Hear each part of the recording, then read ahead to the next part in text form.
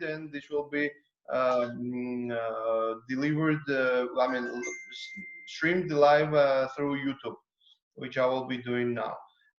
And I guess that's it, just about the security. And to let you know that last time with Brother Andreas, we had some intruders who acted very ugly, behaved very childishly, and it took just few minutes and seconds to determine who were the wrong guys.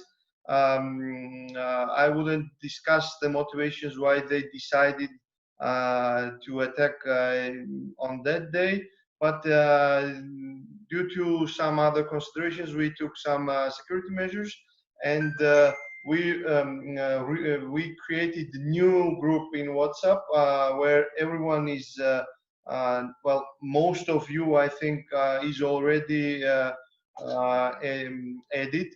And if anyone wants to be added to that WhatsApp group, please share in private or in public, whichever way you like, your WhatsApp number, your name, surname, and if you would share also Masonic details, would be great. Otherwise, it is public. I mean, public in the sense that anyone can join, whoever we identify as decent person. And having that in mind, I just ask to do so if you want to be part of that group. From my side, we will have five administrators of that group from different countries, different jurisdictions, and only those 5 persons can post in that group after tonight. Tonight is still like a introductory kind of time, so if anybody wants to share in that group who they are, yes, they can do so. After that, we will close it. Not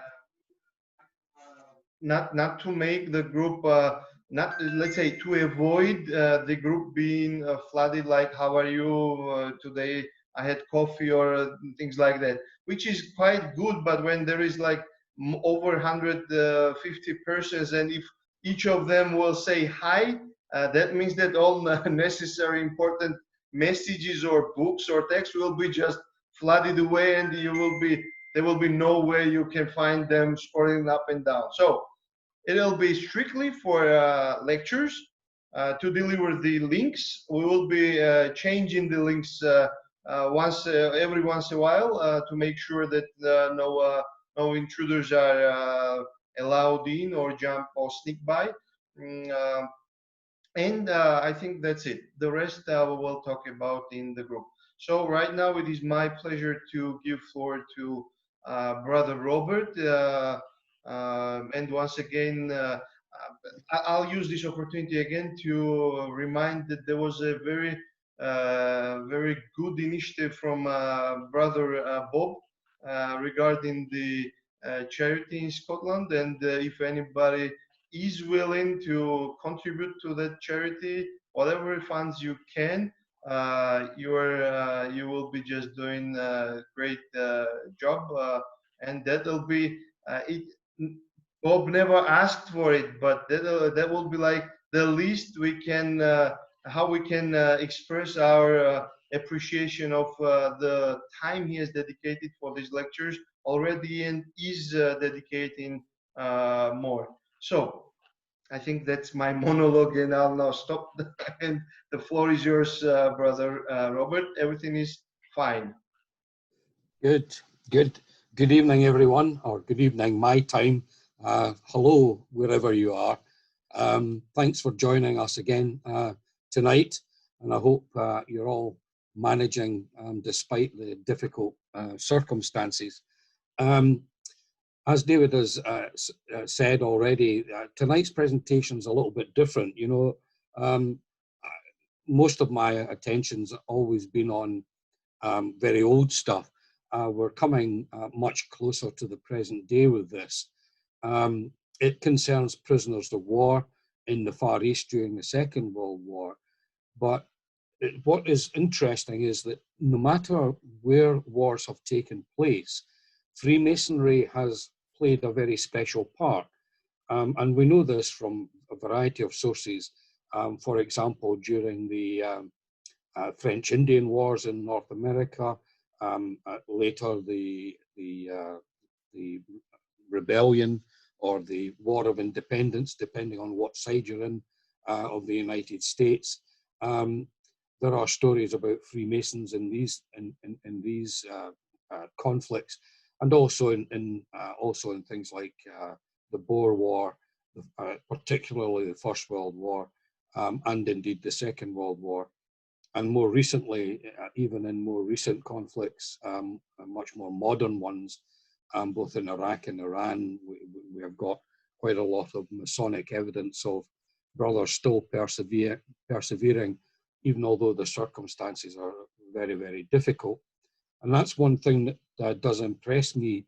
I mean, even although we're all today living in very difficult circumstances, here we are, Freemasons getting together and discussing some aspects of Freemasonry that we perhaps never would have if it had not been for this pandemic.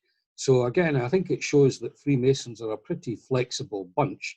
And what is more, perhaps more important, even although we can't participate as Freemasons together, Freemasonry is strong enough to get us to use technology such as this to maintain our Masonic interest. So I would just simply like to say thank you for sticking with it, because I think it does show that Freemasons all over the world really do love the craft. So to tonight's lecture presentation, I've got a few images that I will be showing to you, again, as a PowerPoint presentation. It's a long time since I've given this before, since, gosh, it's quite a few years. So please, again, forgive me if it's a bit stuttery. What we will do is I'm going to ask David to allow me to share the screen.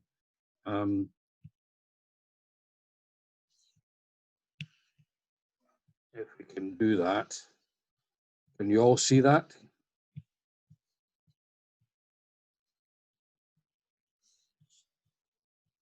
Not yet, not yet.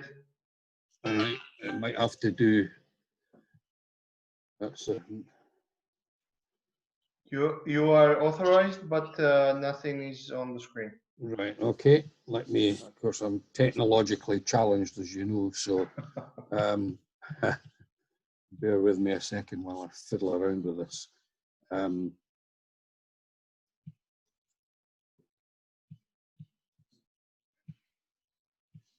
Okay.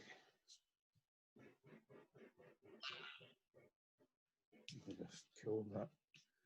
Notifications coming in.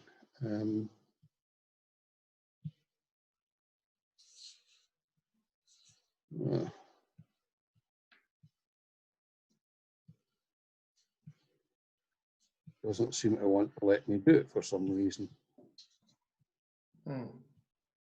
But did it say anything? Sorry, guys, bear with me. Did it say anything like you need you need any permission or anything?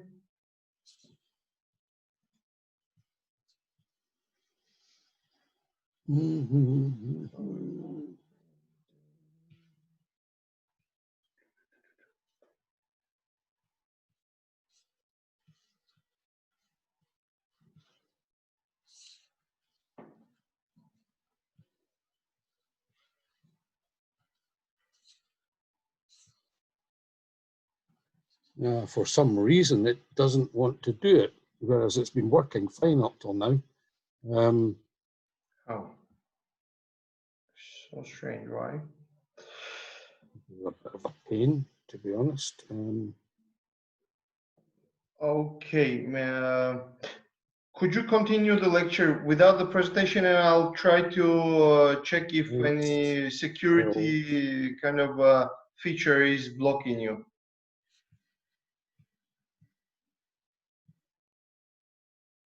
Bob, do you hear us?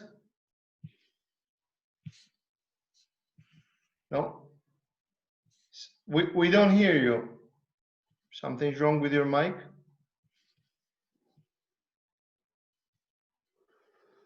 Well, I think I don't know what to do. It's a bit of a pest. Did it ask anything? Did it? Does it tell you a pop-up windows telling you that the host should give you the permission or something? Do you have a share screen button?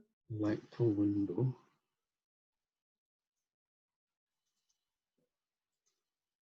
You will tell me if something appears, yeah.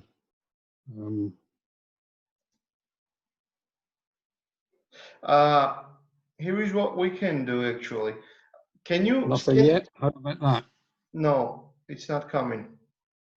I mean, you are allowed to do it from my side. Can you see that? No, not yet. Can you see that? No, not yet.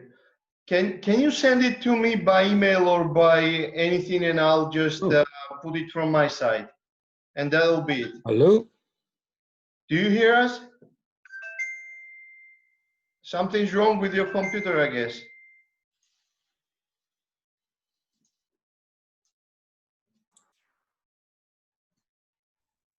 Bob? Hello? Can you hear me? Yes, we do hear you. Do you hear me? I can't. Do you hear me?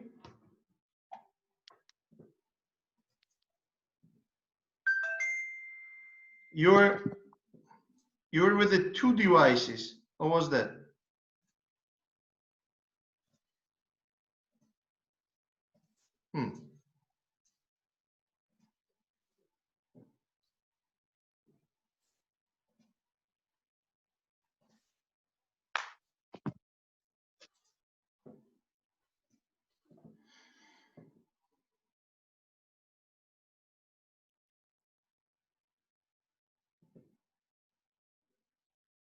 Anyone has any idea how we can support Bob? Arad.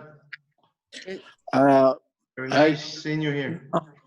Hi, this is Ayman. He maybe needs to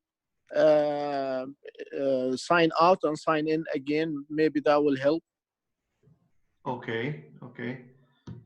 Find out if he's using like a Mac or like what kind of laptop he's using, because sometimes MacBooks cause a lot of issues with Zoom, and he might just have to reboot his laptop. Okay. I'm using a Mac, and normally I can't share the content. That's what I said. Maybe you can share the file. It seems to be it's allowing me to share just now, but in normal meetings it doesn't come on. Usually it depends on who you send it to share, David. Oh, Robert is out. He signed out and now he signs in. So, Bill, do you have the button of sharing the screen? Everything is fine with you, right? Yep. It says Photos, iCloud Drive, Microsoft OneDrive, Google Drive, Box, website. Yeah, that's it. I think the best. David. Yeah, David, that's me. I'm just testing out the share. Sure, okay. Sure. I was able to share as well. Yeah. Okay. I think the best for now is that he mails you the PowerPoint presentation, and someone else from here does the clicks it there, because otherwise. Yes, I agree, Josen. We just need Bob to be back. He just. I'm back. Okay. I'm just trying to find the PowerPoint presentation to send you. Okay, send it to me or Bill or anyone, and we'll support you whenever you say next slide. We'll just do that.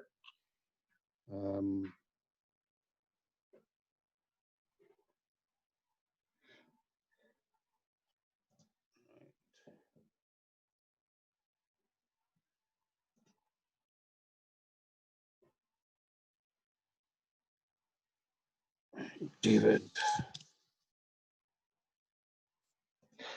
I wouldn't be able to receive file in the chat room because I've locked it because of the recommendations I received from Quattro Coronati guys. Okay. So send it to my email and I'll do it. I will get it right away. Something's wrong with Christian. Daniel Tupa. Okay, Daniel is here. Christian, are you here?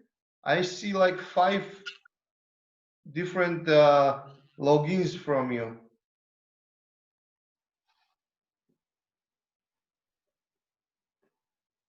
He's figured out a way to mass duplicate himself. To clone himself, right?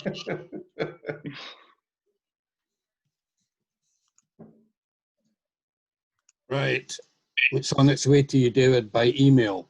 All right, all right. I'll just grab it as soon as it gets here.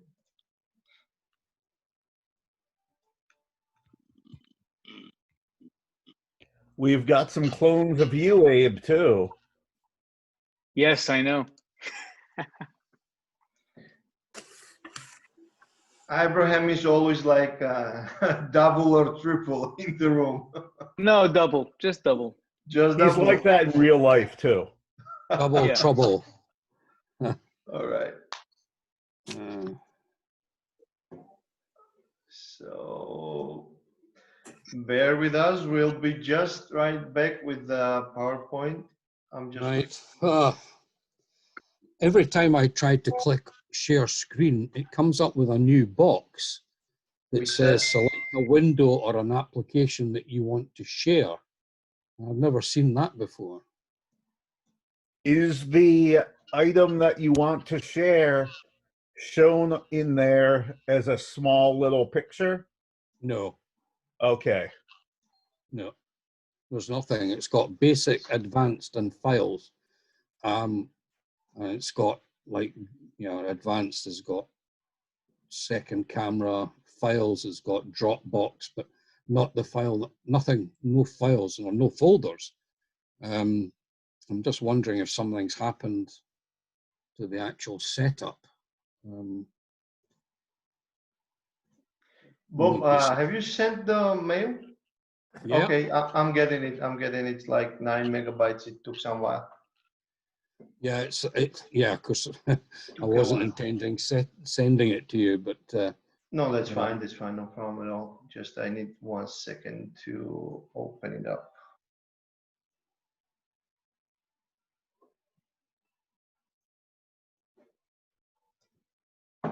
Well, we'll just have to revert to the days of Shaw's constitution and fine Brother Robert 10 shillings. Yeah. For not being proficient. The hard job getting the 10 shillings off him. Yeah, right. Definitely. Be very difficult. So I don't understand share the screen and I share this one.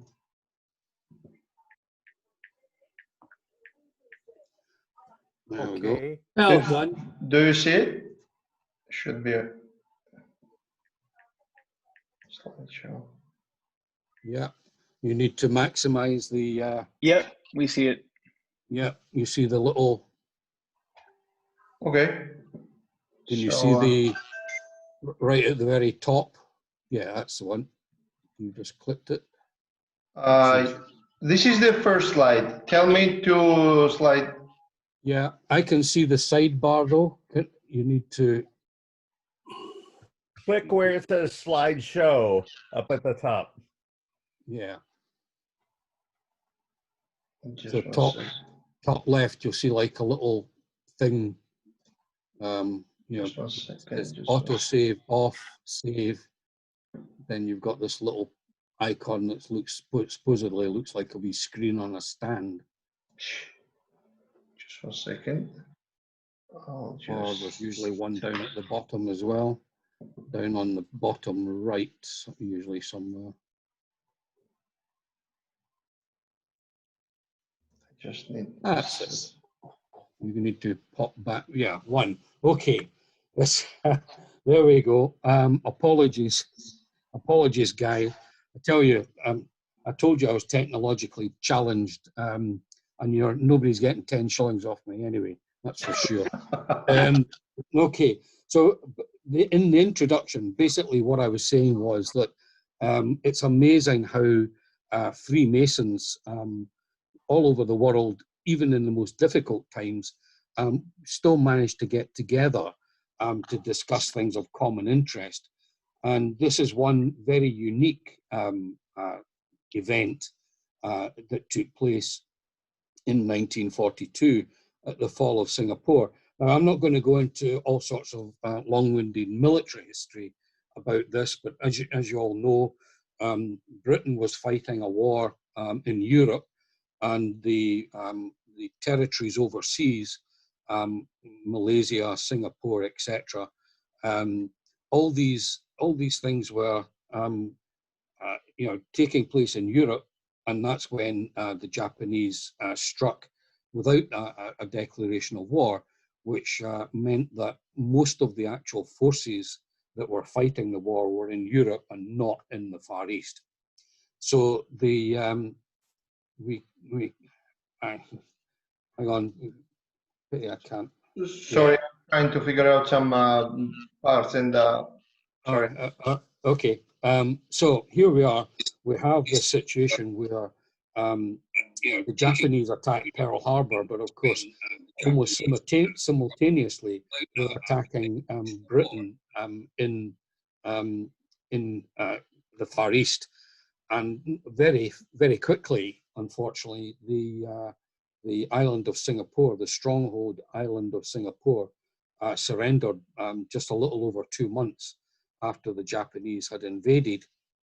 And the circumstances were that different huge culture clash, where Japanese believed that anybody who surrendered was simply not a worthy opponent, whereas of course the British and the Allied army allies, particularly Australians and New Zealanders, abided by the Geneva Convention. Anyway, to cut a long story short, the Japanese, I think, were shocked by the sheer numbers of Allied military personnel that surrendered. I don't think they were in any way geared up for it. I'm not apologizing at all. I'm looking now entirely at the Masonic side of things. And we've got a few images to show you, and if David can give me the next one. Next slide, David. This is the British forces, the British commanders on their way to the Ford factory in Singapore to surrender. And the guy on the far right is the General in Command, General Percival, and the guy on the extreme left is a particular person I want to talk about tonight. His name is Cyril Wilde. So just remember him. He's the guy holding the white flag of surrender. And we'll tell you a little bit about him, what happened to the flag, and indeed the Union flag that the other officer is carrying. So what happened, David, next one. Yep. Of course, the River Valley Road Prisoner of War Club was founded in 1942. And they call it a club because, of course, they could not get a charter to form a lodge. But we have some documentation from that club, and I'll tell you a little bit more about the documentation. You'll have gathered by now that as a historian, I'm very, very keen to have hard evidence for everything that I say. And I'm proud to say that we do have quite a lot of stuff. Now, this is the founder members, and a lot more guys joined afterwards. But the founding members were comprised of, as you can see here, 14 Englishmen, 5 Scots, 5 Australian, and 1 Irishman.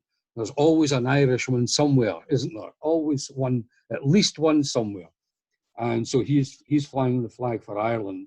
And David, next slide. Okay. So what happened was, when this thing was founded, officially, if you like, although it's an unofficial organization, it's founded in July 1942. And of the numbers here, you can see there was 25, I think, altogether. Every single one of the guys on this roll was given one of these membership rolls to keep. And what I find very interesting, even although this is just after, there have been a lot of fighting and all the rest of it, and everybody who was a prisoner of war, of course, was in the military of some kind or another. But these guys, these members, are listed alphabetically. They're not listed by military rank. They're listed purely alphabetically. So they're not listed by Masonic rank, nor are they listed by military rank. And so the senior officer at the time is actually the very last guy on the roll, Major Wild, Major Cyril Wild. We'll talk about him a bit more because we happen to know a lot more about him.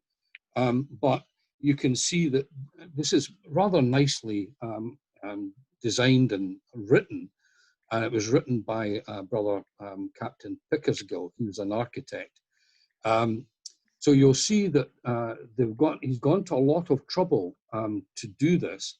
I have to say, this was either an extremely brave thing to do or an extremely stupid thing to do, mainly because the Japanese government also believed in the Nazi propaganda against Freemasons and Jews and all sorts of other minority groups as well.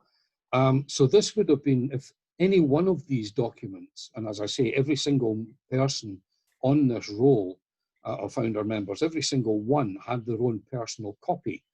And they've even signed it in the very last column.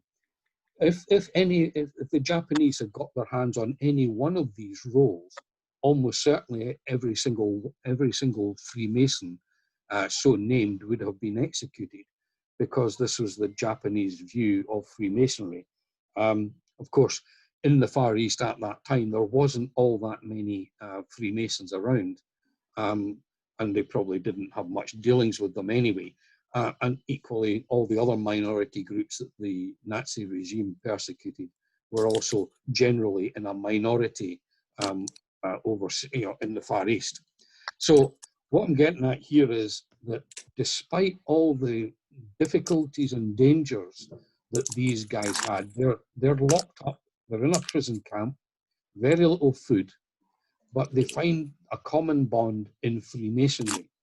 And that bond brings them together in sufficient numbers that they can actually form this club, which they duly do.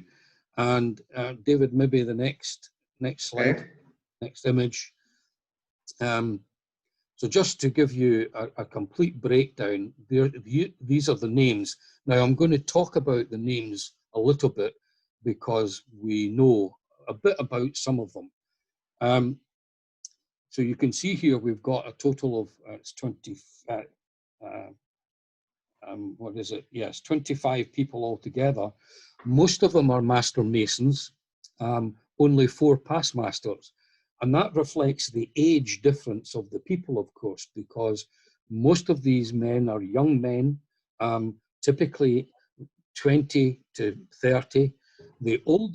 Some of the older guys, like Major Wild, are past masters because they are they're more advanced in years. Now, so let's talk about 1 or 2 of the people on this roll, because it's only through knowing a little bit about the individuals that we can learn their experiences. And I'm going to just go through the ones that I know particularly well. You'll see about halfway down, Sapper H. Ovens, Hugh Ovens he was, and I mention him first and foremost because I had the pleasure to meet this man. He survived the war, and I met him at his home in Beath, where he was still a member of the local lodge. And he was able to tell me all sorts of fascinating little tidbits about his time there. He was a very young man. He was conscripted when he was 18, and he was conscripted into the Royal Engineers, hence being a sapper.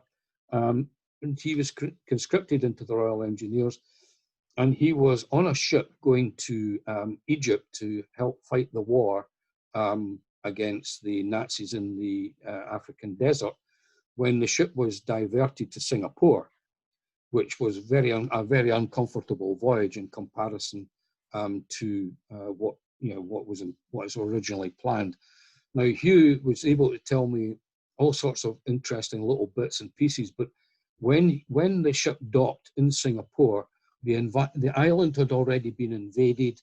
Bombs were landing, mortar bombs were going off, and as he came down the gangplank, he was met first by a group of fellow Scots from the Gordon Highlanders. And the Gordon Highlanders gave him a cup of tea and a biscuit, and that was the first thing he'd had to eat for quite a long time. His next task was to be equipped. He was given a 303 rifle and 3 bullets, and was then told to go north and fight the Japanese.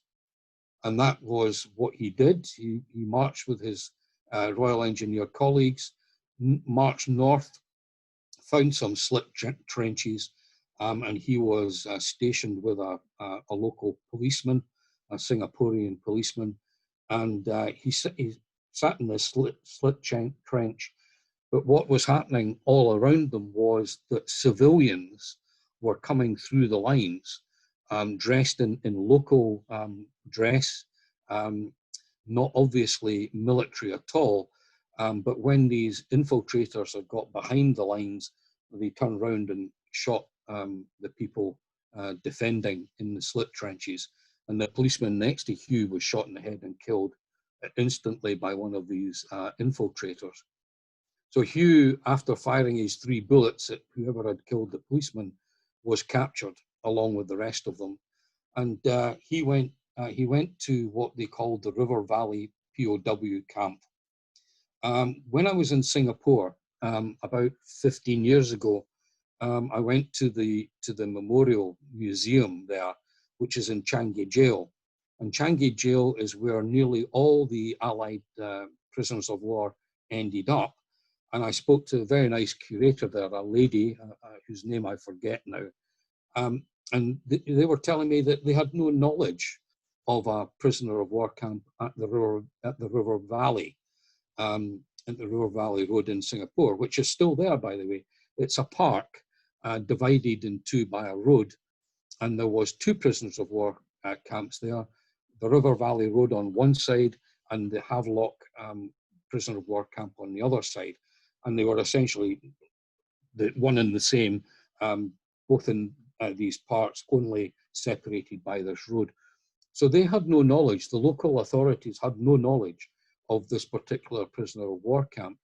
So that shows again a little bit about how Masonic history can feed in to the wider history of the world.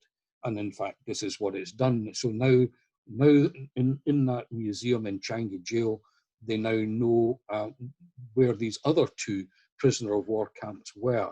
And again, simply thanks to the fact that we have this information at the Grand Lodge of Scotland here in Edinburgh. So Hugh Ovens was lucky. He was a very young, fit man. He survived. What I do need to tell you is that most of these guys were sent to work on the Burma-Siam railway, and most of them perished on that railway. Not all, but most. So we'll go through, and the ones that didn't survive, of course, we don't know terribly much about, because they didn't survive to tell their stories. So I'm telling you the story of the ones that we do know a little bit about.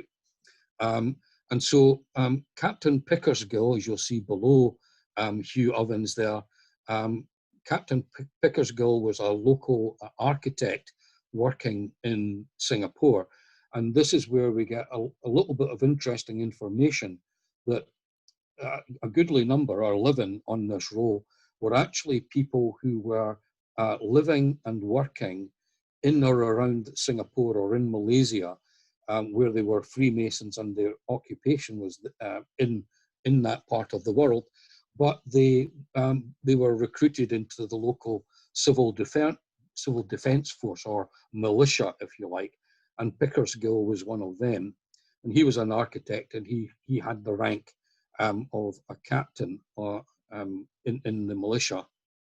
So he was the guy who drew up the roll for every single one. So preparing 25 of them must have been a fairly major task, and could really only have been done in secret, I have to say. It couldn't have been done in public, out on the parade ground or whatever. It had to be done indoors.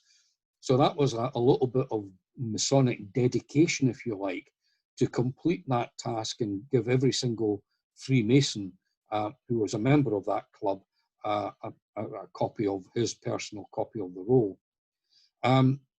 So we have a few others that I want to talk about. I'm going to spring back. Sorry not to be terribly consistent with this, but Captain Forbes Finlayson, as you'll see further up the list, fortunately it is alphabetical, so it does help us. Captain Forbes Finlayson, a member of the Lodge of Edinburgh, Mary's Chapel number 1, and of course you'll know that we've talked about that a few times in the past, being the lodge with the oldest written records in the world. But of course this is much later. Forbes Finlayson was a dentist, and as a dentist, he's part of the medical corps. He went up, he was sent up to the Death Railway, and I'll tell you this story, a little bit gruesome, but this is because there was no facilities. The Japanese didn't provide any facilities whatsoever, even to the point where they hardly fed these prisoners. There was no medical facilities whatsoever. And Forbes Finlayson, although he was a dentist, had some medical skills. So he was essentially the doctor wherever he was on the Death Railway. And Forbes Finlayson is recorded as having to perform dental surgery only using a hammer and nails. And what he would do, this was the technique, the only technique that he could come up with, particularly for people who had abscesses, tooth abscesses, was that he would hammer a nail down through the tooth to break the abscess, to burst the abscess. And then he would pack the cavity with crushed cloves or other herbs and tap them into place by reversing the nail and hammering it down into the tooth to try and pack it and save the tooth. Of course, an abscess, if it got into the bloodstream, was fatal. So he saved a lot of these people's lives just simply by very primitive dental surgery. He went on to become the head of the British dental corps, that part of the British military. So he was quite an important guy in that sense. He survived the war and did return to visit the Lodge of Edinburgh several times thereafter. So he was one of the lucky ones. I suspect he survived because he had a service to provide, a life-saving service, and so people would feed him a little bit more than he would get on his own, and so he survived for that particular reason. Now I'm just trying to find the last guy or the second last guy on the list I want to talk about. Yeah, I'm going to go back because we're now on the Death Railway. I'm going to go back to another Scotsman who, this is Sergeant Major Barber from the Royal Cambus Lang Royal Arch Lodge 114. And Brother Barber also ended up on the Death Railway. And what was happening was that as the railway was being built, trains would go backwards and forwards. And one day he was working on the embankment, the railway embankment. I don't know what he was doing, but he was digging something there, and the train slowed down to a slow walk. And the train driver leant out of the cab and said, are there any Scotsmen here? Any Scotsmen around? And of course, he jumps forward immediately and says, yes, I am. And the train driver said, well, look, I'm going to be going down, back down the route. Have you got any money? And if you've got any money, give it to me and I'll buy whatever food I can and I'll bring it back tomorrow, pretty much the same time tomorrow, which is exactly what this guy did. Brother Barber gave him, this train driver, $1 Japanese occupation dollar, okay? And that dollar was all he had. That was it. That's all he had. Gave him the dollar, and he was back 24 hours later, eagerly waiting to get some food, for this $1. And the train never stopped. It just roared past at full speed. And he thought, absolute shock that he'd been screwed over by a fellow Scot. So he never forgot that. He was very bitter about that. And then later, he was in a lodge in a lodge in Glasgow, in fact, when he was present when a young man, a relatively young man, was being initiated. And as you know, part of our ceremonial asks if they've got anything to give. And the person being asked the question turned to Barber and Brother Barber and said, I've got nothing else to give but this. And he handed Brother Barber the Japanese occupational dollar that he'd been given by Brother Barber. And turns out that the train driver, the candidate for the initiation, had gone down the route, had gone down the railway line, had stopped at a local market and was trying to buy food for several people dotted up that railway line when he was caught by the Japanese and he was almost beaten to death, which is why he wasn't on the train when it came back the next day. But he remembered the guy's name, he remembered Brother Barber's name. And so years later, after the war was over, he heard that Brother Barber was now a prominent Freemason and made a point of applying to join his lodge. And that's what he did. But of course, Brother Barber didn't recognize him. But he did repay Brother Barber the $1 that he'd been given all those years before. So let me now turn to Brother Wild, because we do know a little bit about him. So if we can get the next picture, David. Okay. Oh, sorry, that was, go on, another one. Okay, one more. Yeah, just 1 second. Okay. This one? That's it. Okay, the first picture that you saw of the surrender, you saw Brother Wild, now on the extreme left. He was carrying the white flag. Now, Brother Wild was, dare I say it, wild. He was very, very angry with the General Percival for surrendering. He thought the British forces and the Allied forces could have kept fighting for considerably longer.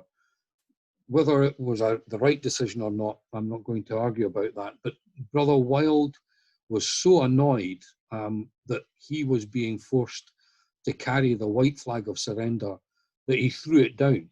And you can see he's no longer holding the flag. It's floating away behind him, or somebody else has picked it up. And he got into a lot of trouble for doing that, because that was a sign that the surrender wasn't taking place. So he had a lot of trouble. Now, you'll notice on the roll, he's the very last guy on the roll. He was initiated in an English lodge in Yokohama, Japan. And as an initiate, he was working for the British military attaché in Japan. He was a fluent Japanese speaker. He was able to negotiate the surrender in the Japanese language, which is exactly what he did. And because he was so skillful in bilingual speaker, he for the rest of the time, he liaised between the Japanese and the British senior command for the rest of the occupation. But he was a very diligent man. He had a kind of photographic memory, and what he did was he mentally recorded every single atrocity that he either witnessed or heard of.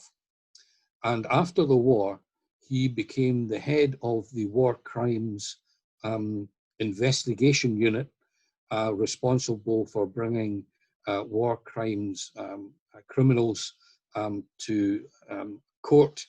And he performed that duty diligently, often giving pretty gruesome eyewitness testimony against some of these Japanese officers who were in command and who gave the orders for these atrocities. And he was a dogged pursuer of war criminals.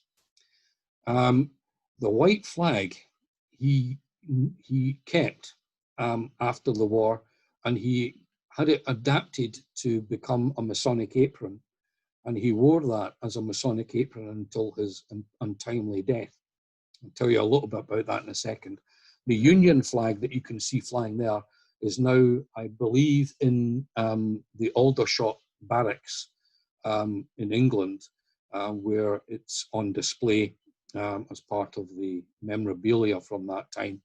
Unfortunately, where the white flag or the adapted apron is, we don't know, because, and I suspect we don't know because in September 1946, after the surrender of the Japanese, he was taking off to go to Hong Kong to give evidence against further Japanese war criminals, when for some reason, and it's never been solved, the aircraft he was flying in was destroyed very soon after takeoff, and he was killed. The cause of that crash has never been confirmed, but we know that his staff went to his offices the next day to gather up his files and all the rest of it, and they had all disappeared. So anything that he was working on died with him. So unfortunately, quite a lot of these war criminals escaped justice. Now, so that's the story of these individuals. Let me tell you a little bit about the club as a conclusion.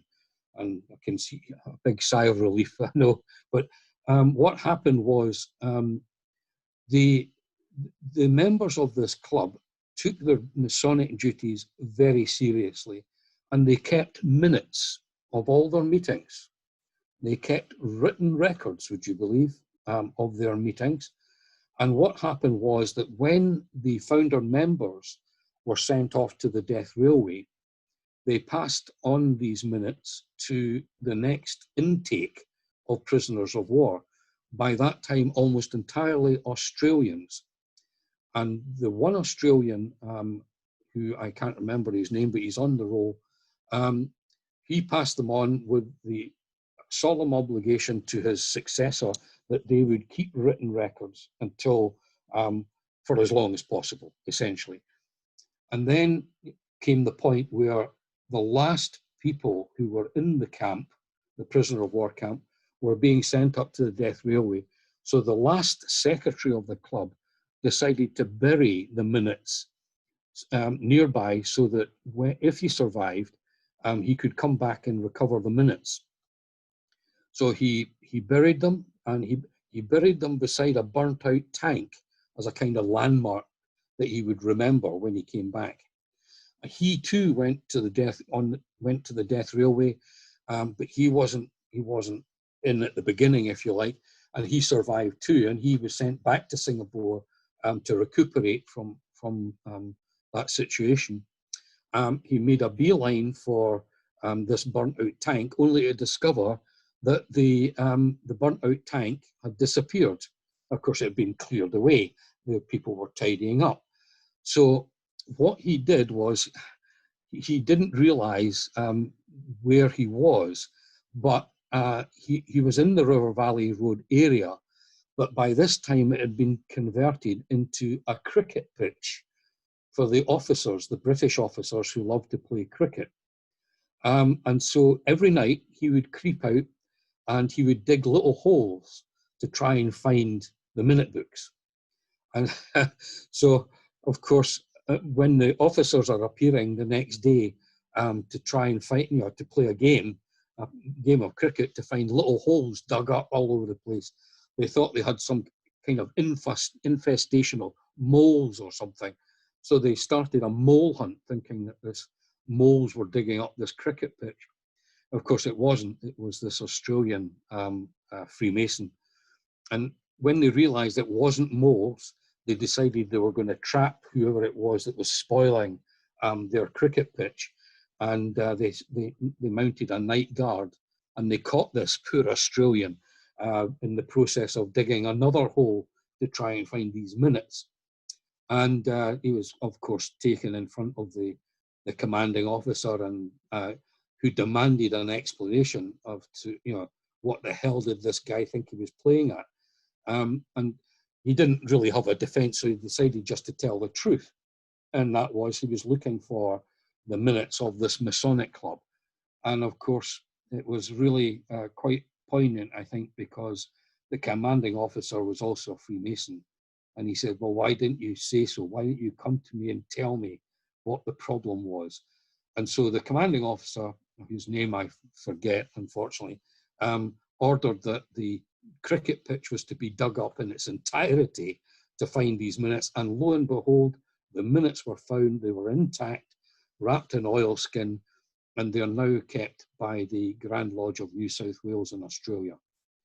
So a real story of fortitude, I think, in circumstances that hopefully none of us will ever experience. And frankly, none of us could ever imagine just how horrible this situation would be.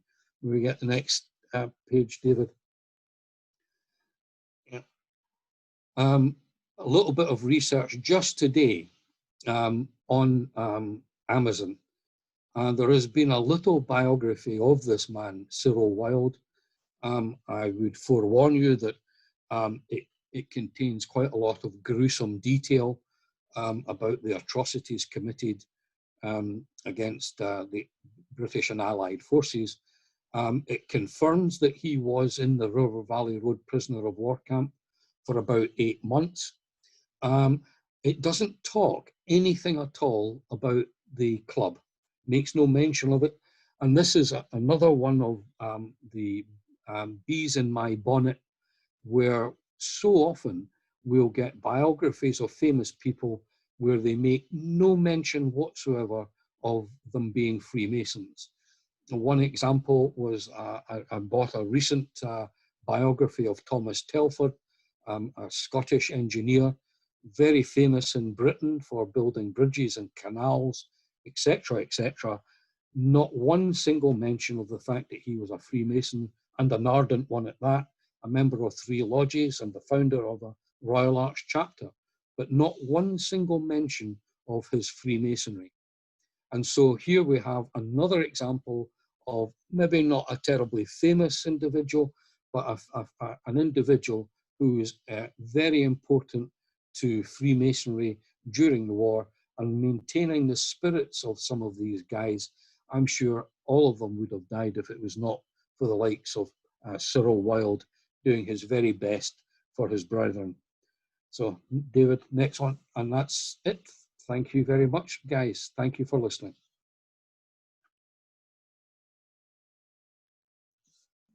Thanks so much. The presentation is over. I think let me just allow everyone to unmute if they need to. Okay. So first of all, as we always do, please raise your hand and I will follow the order and give the floor. Before everybody's getting ready for the questions that they may have, I think the initiative that Robert, you shared with me days ago, I think kind of fits into the picture when the history is being delivered to the following up generations, new generation descendants. And before the questions are getting ready, could you kindly just in brief, shortly describe this oral recording of history that you are doing in Scotland and how it started? And I was just fascinated with those documents that you sent me.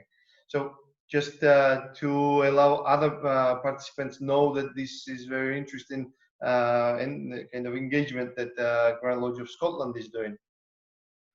You can unmute yourself. Sorry. Okay. Very quickly.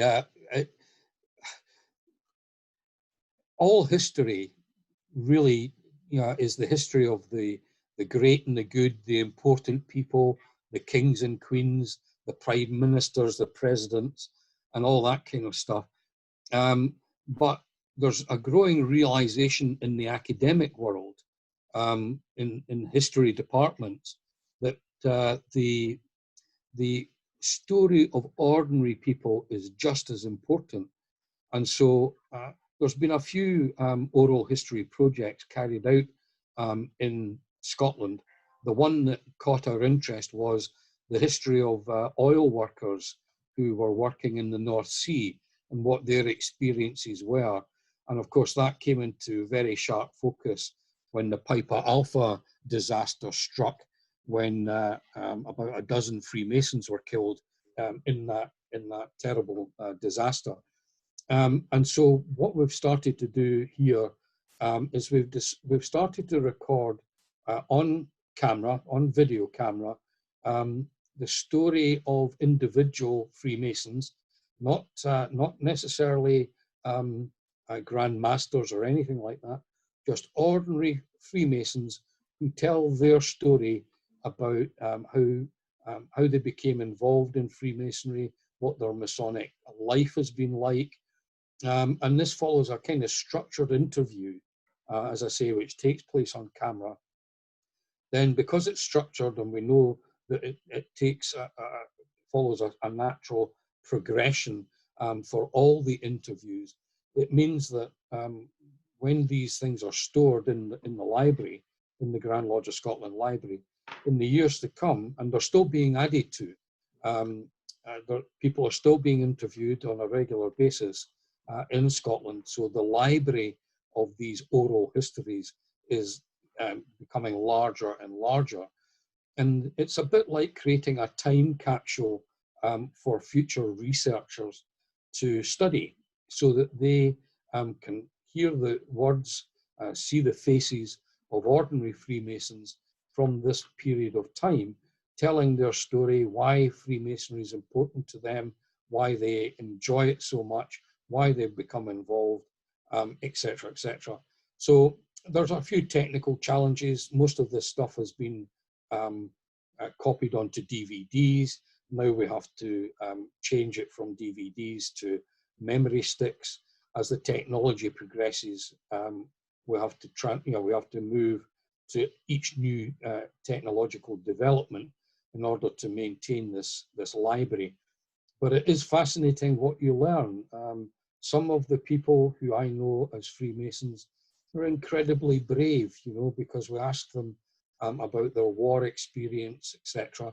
And I mean, we just interviewed one guy who was a bomber pilot in Burma.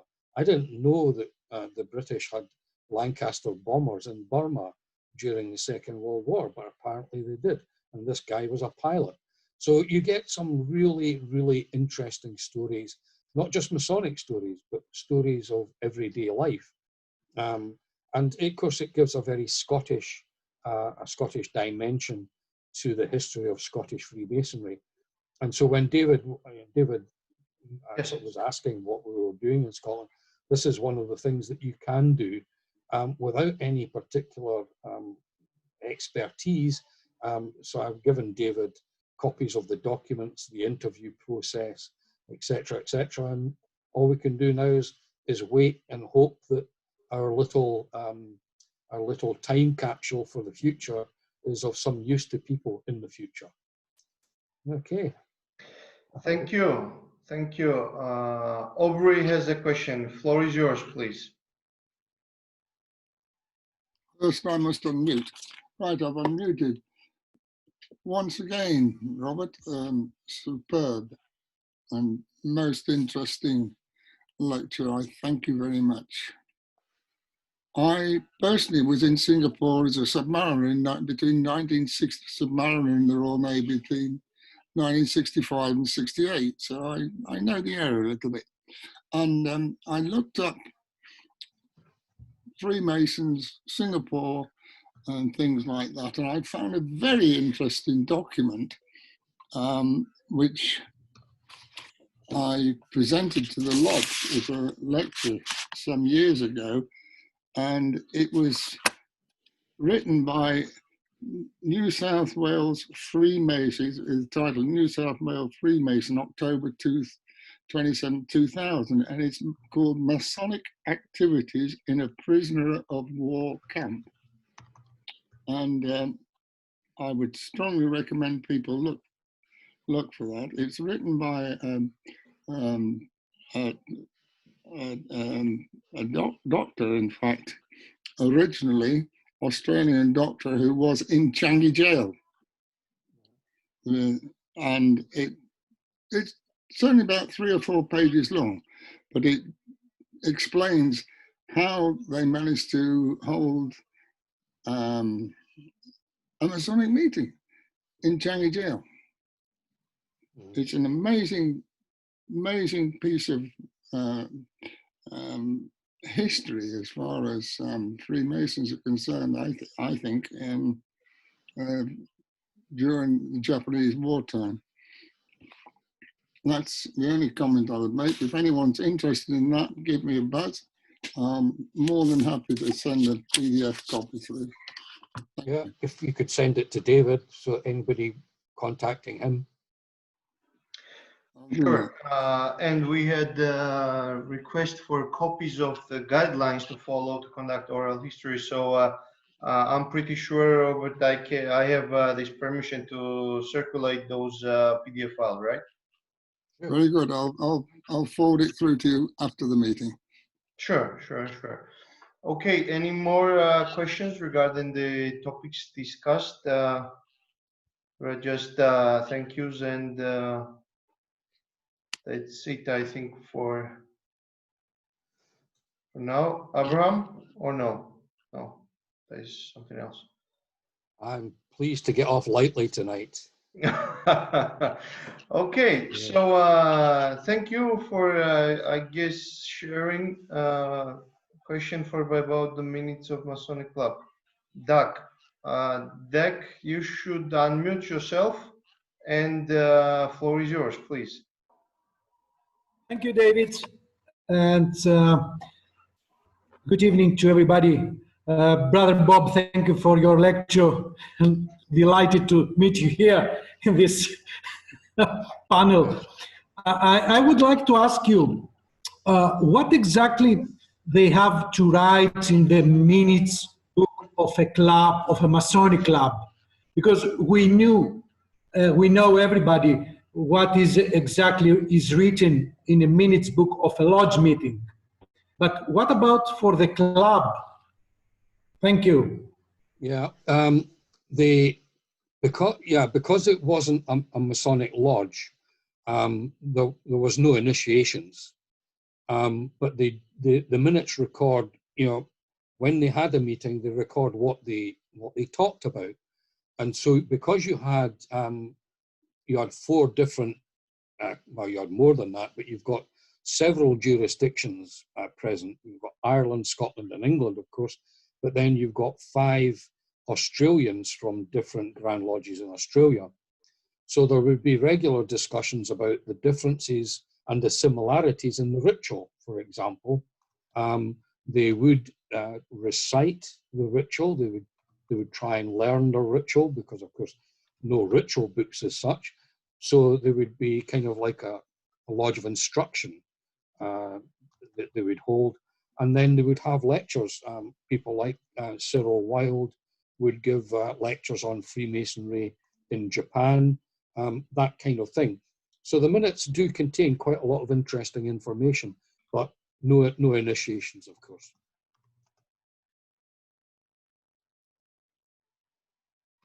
Okay, Thank you very Shiva. much.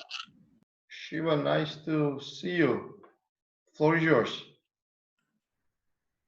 Unmute yourself. Thank you. Yes, yes. Thank you. Thank you, Brother David, for welcome, brother. organizing this once again. Good to see everyone. And Brother Bob, brilliant lecture as always. Just a shout out. Thank you for correcting the mistake, the historic mistake that initially was on the roll. Our brother Graham from Lodge Elsa, who's a gunner, was noted as being part of the English Constitution in the original roll. I saw a photograph of the original roll when a brother from our lodge visited the Grand Lodge of Scotland, and it was noted as Lodge Elsa 1172 English Constitution. And thank you today for actually correcting the historic mistake. I've often wondered about that. It could have just been with the brethren at that time when they were meeting in secret, and they had to meet, pretending that it was a religious ceremony and not a Masonic ceremony under the watchful eyes of their Japanese guards. And to not be able to then change the role and to keep that in secret all through all those years and then bring it back to Scotland. Thank you today for correcting that historic error. Yeah, what I can tell you is that there are two rolls in Scotland, two of those rolls. One contains the error and the other one's correct. So and we got the most recent one from Hugh Oven's son, who donated it to the museum and library last year, and that's the one that is correct. And so that's the one that you saw, rather than the incorrect one. But I can just imagine what happened. That brother from Ailsa quickly corrected the fact that he was a Scottish Mason and not an English Mason. So. Yeah, but we're fortunate we've got two of those roles. Oh, great. Good to know. Thank you. Thank you so much. I will just make one final announcement before we have Bob with us. In our program, we made slight change, and in the previous lectures, we have discussed a lot the similarities between Freemasons and gardeners, and there were other trades also who had their rituals. They based and used biblical legends for their purposes. And on Sunday, we will have a presentation, and as Bob said, very interesting, nice pictures from the gardeners that will they started launched their kind of order almost the same time as Freemasons, and their legend is based on the Garden of Eden. So we will see a lot of similarities, and that might be very interesting to explore where we stand today, what we are holding, and what those guys can have in common with us, or we with them. So maybe a teaser from Robert, as we have plenty of time. Just a little teaser for next Sunday. Yeah. Yeah, I mean, I think I was trying to explain the last time I was on Zoom that Scotland's a very unique place in the sense that there are all sorts of orders that mostly don't exist anymore, but were in many ways similar to Freemasonry, but they were based on something other than the craft of stonemasonry. So we have, the Free Gardeners, which was comprised of actual working gardeners, people who prepared the gardens, particularly around aristocratic mansions. We also got groups like the Free Fishermen, which were people who actually caught the fish on trawlers in the North Sea in particular. Their meeting places were down the east coast of Scotland, one in virtually every fishing port. Then you've got things like the Horsemen, which was another society that initiated young men who actually had to look after and train horses. That was, of course, the main source of energy for tilling the ground, ploughing the fields and all that kind of stuff. So there was lots and lots of horses. And what is particularly fascinating about them was that part of their secret ritual was they had a psychological technique that would allow them to break a horse psychologically by using certain words and food. And that was done, horses could be broken, that is made tame. They could tame a horse much more quickly than the cowboys in the Westerns show you it being done, which is physically riding a horse until it knows who the master is. These horsemen had this secret of, the secret of taming a horse within minutes. And so what I'm getting at is that Scotland is that kind of unique place where people who were working during the day would use their occupation to develop a society or a fraternity that would meet for mutual assistance and to pass on secrets from one generation to the next in that trade. And so this gave a kind of continuity of knowledge within that particular trade. There are others, the hammerman is another one that we know a bit about. That is the people who are essentially people who work in metal, making metal tools or that kind of thing. They too had their secrets. They were known to be passing secrets to new members, to new initiates as early as 1650. Other organizations like the Free Carters were in existence, and also the Free Colliers, which are coal miners essentially. And the Grand Lodge of the Colliers still exists. It is based in Falkirk, about 20 kilometers, 25 kilometers west of me here. And they have an annual get-together. Their regalia is quite similar to Masonic regalia. So it's just an indication, I think, of the idea, or the idea that you could use your working life to try and improve yourself when you are not at work.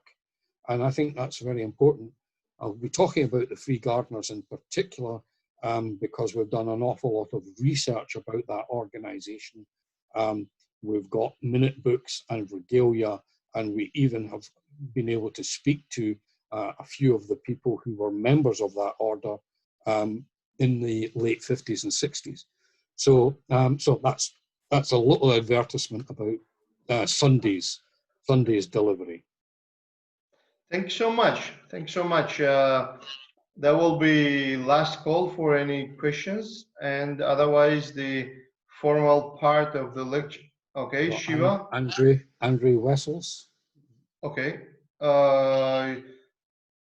Okay, let's give first Shiva. You already used the floor, and let's give. That'll be fair if we give floor to Andres, and then we give floor to Shiva again. Thank you, Shiva, for understanding. Andre, you should. Yes, please go ahead. Thank you. Thank you, Bob. Very, very interesting. And as you said, the Scots influence stretched very far. I was the curator of the South African Naval Museum before I retired. And next door to us in the Simonstown Museum, there's a beautiful display case with regalia from the gardeners, rituals and everything else. And I think they did belong to the Scottish Constitution somewhere. And Brother Winter and myself have been trying to trace where they fitted in. But I'm looking forward to your lecture because it will enlighten us a lot and where to start looking. Thank you. Good. Okay. Thank you. Thank you, Andre. Shiva, floor is yours.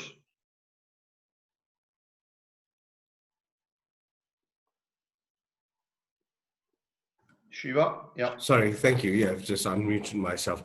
Thank you. This is a little bit about the secrecy.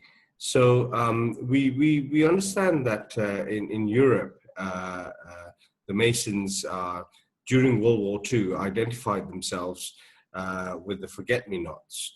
Brother Robert, do you know of any ways that Masons in Southeast Asia or Asia during World War II had a means of identifying themselves to each other?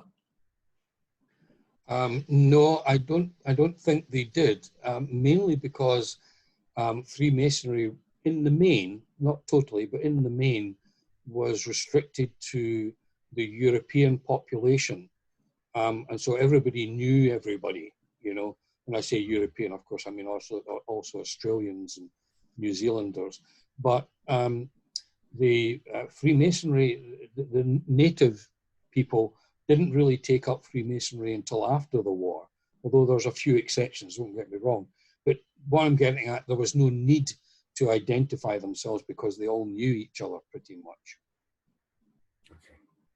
Thank you. And Thank of course, certainly the Scots, I must say, certainly the Scots, even today, will identify a Mason to a Mason using the traditional methods. They wouldn't use anything visual. So if you come to a Scottish lodge today, you could well be tested by a past master to prove that you're a Freemason. Pieces of paper and membership cards don't really mean very much in Scotland. You can have these printed anywhere, anytime, can't you? So we rely on traditional modes of recognition, and that would be the same in the Far East. Thank you so much. Thank you. Okay, no more questions, I guess. We are here like hour and 20 minutes. Thank you again for an interesting lecture. We are getting ready for gardeners on Sunday.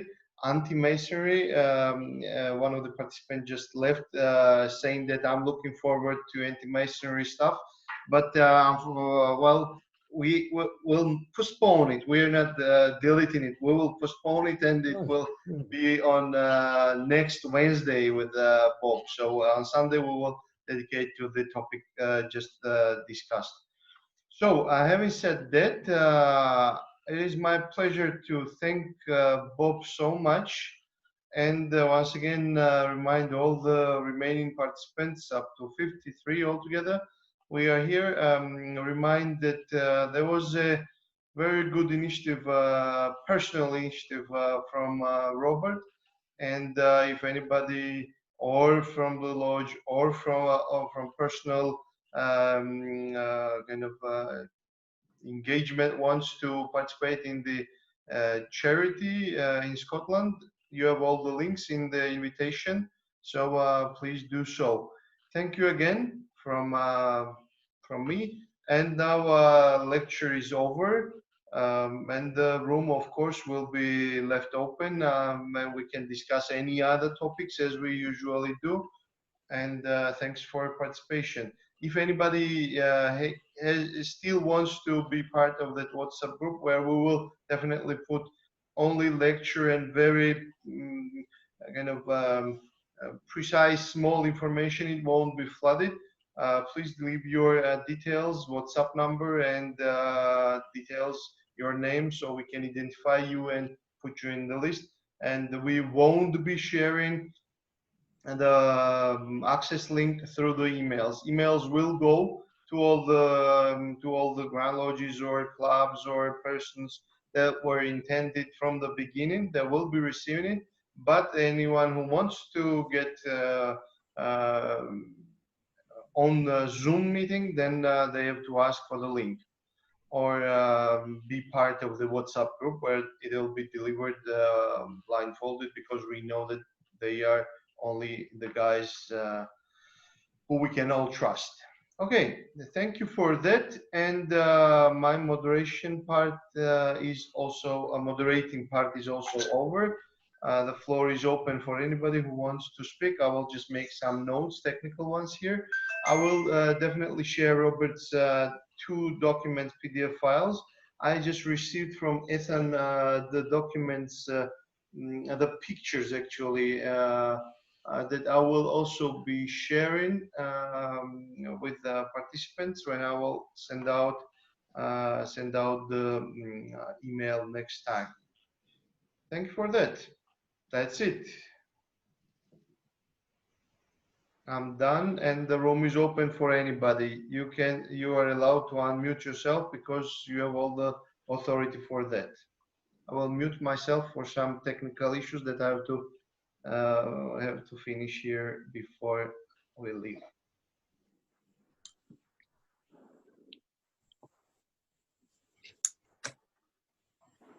I have a question for Bob, which is not related to this particular topic, but it pertains to something he said in the last lecture regarding the pentagram as a mark of the excellent master. Yeah. Now, I know that the excellent master is worked in the UGLE as part of the RSM. It's worked in the York Rite as part of the AMD, and it is worked in the Scottish Rite as part of the Supreme Grand Chapter. Now, just a question. I happened to see on one of the Scottish regalia sites that there was a jewel which was a white colored ribbon with a pentagram as a jewel of the excellent master in the Grand Chapter of Scotland. Now, is that normally given as part of the Scottish Rite? Not the Scottish Rite. I don't. The excellent master. Scottish Grand Chapter. Sorry. Yeah. Sorry. Right. Yeah. It is. Typically, you will find members of the Royal Arch here will wear 3 jewels: the Mark Jewel, the Excellent Master's Jewel, and the Royal Arch Jewel. And that's obviously one for each of the degrees within the Royal Arch. So yes, it's very common to see that. Very common. In fact, one was sold at auction today, I noticed. A rather nice one, one that was made out of diamonds. So it went for quite a lot of money. But yes, it's very common here. Okay, thank you, thank you. The reason I ask you is that I'm a member of the Grand Lodge of India. However, I am also a member of the chapter of the Scottish Constitution in India. We have one particular chapter in Chennai in India where the Scottish chapter is practiced, is worked out. I'm a member there. Good. However, in that particular chapter, we do not award this particular jewel. And when I asked, no one had a particular idea about it. They just had the final chapter jewel, not of the excellent master, because I passed through the Wales in the particular Scottish chapter. So I just wanted to reconfirm whether this was awarded or not. When I say a lot depends on the chapter. Some chapters will actually give you that jewel, but quite often, if you want it, you have to buy it for yourself. So that's why. Okay. Yeah. But you can wear it as long as you've taken. Thank you. Thanks a lot. Okay. I have also a question. I participated in the. I've been invited to listen to a Scottish brother presenting the Masonic pins, different pins from different kind of time. And I was wondering, in the United States, I know that they, in some jurisdictions at least, they even regulate the kind of the possibility to wear the ring, Masonic ring, I mean. Is there any regulation in Scotland that you can wear the pin, which you can buy anywhere sometimes, or even in the Masonic stores? Yeah, there's no regulation. I mean, we do have some pins here, and some people do collect them, but it's not all that common to wear pins here or rings. And that's for a whole variety of reasons. I'll maybe mention that in the anti-Masonic presentation next week. But they're not very common. The ones that we have tend to be very small and very discreet. I wear a Masonic ring, but then I don't care whether anybody knows I'm a Mason or not, so I don't mind. But quite a lot of people here have got to be cautious because of this anti-Masonic stuff that we've suffered from. I prefer to call it Masonophobia because that carries the connotation of irrational fear, dislike. Whereas anti-Masonry, well, you can be anti-car or you can be anti-football or whatever. It's not powerful enough. So I call it Masonophobia, and you know that gets them thinking a wee bit. So, but anyway, so no, pins aren't all that common here, although we do have some. I think, in fact, if you're interested to see what we do have, you can have a look at the Grand Lodge online shop, and there's a variety of things there. And although there's quite a lot there, I don't see it being worn very often, except oddly enough to go to a lodge meeting, which kind of defeats the purpose of them, I think. But there we are. Yeah, sure. I agree. Thank you. Shiva, you have raised the hand, or it's just you? The floor is yours. Just unmute yourself. No, I haven't raised my hand. That was from previously, I believe. Okay. But actually, let me ask a question since I've got the floor. Okay. Just on that point on Masonic pins, I understand as Scottish Masons, we don't tend to wear jewels as often as our English brethren.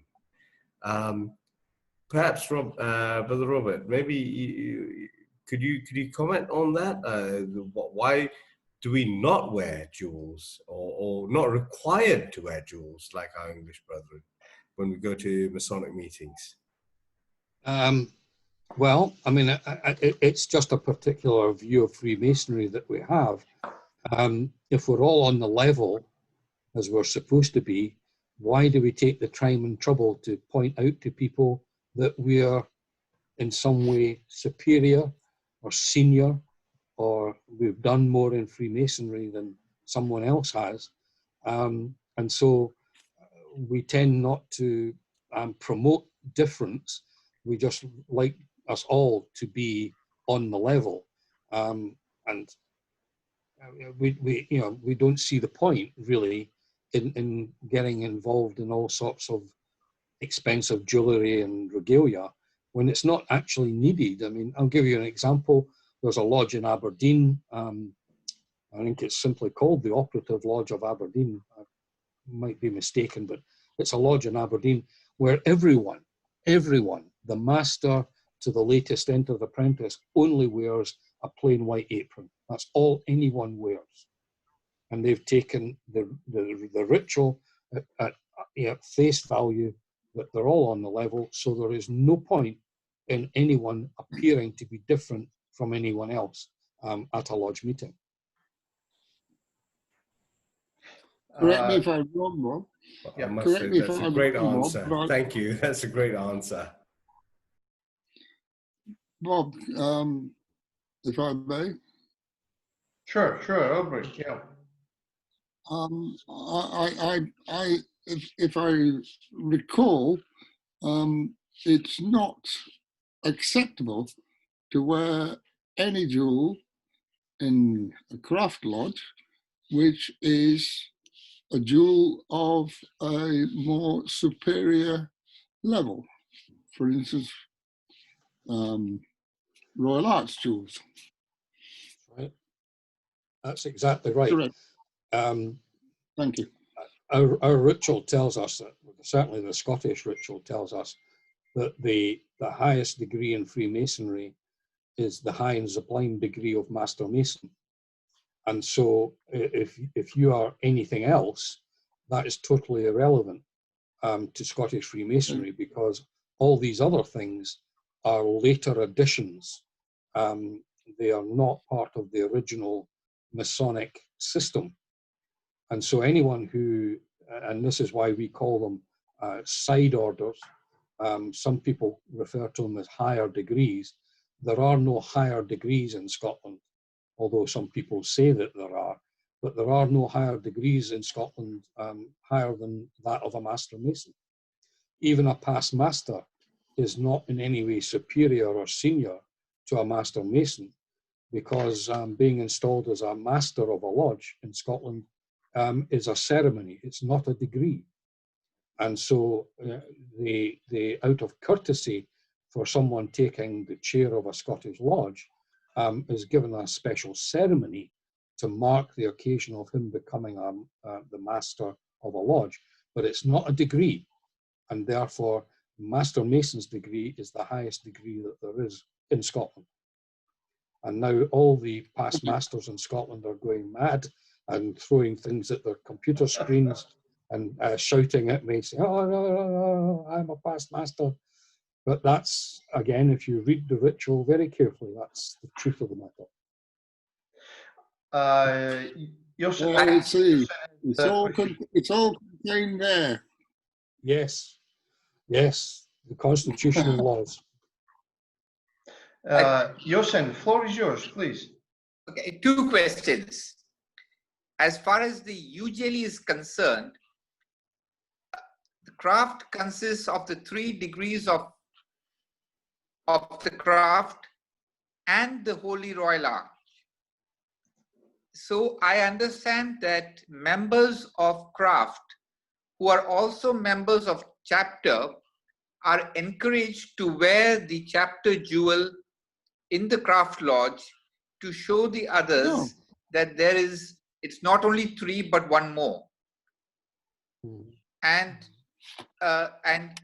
for that reason, while in other, like the Scottish Rite or other rites, you don't have, craft is a separate part by itself. It's the grand chapter. That's one question, the reason. The second thing is a small issue that I don't understand.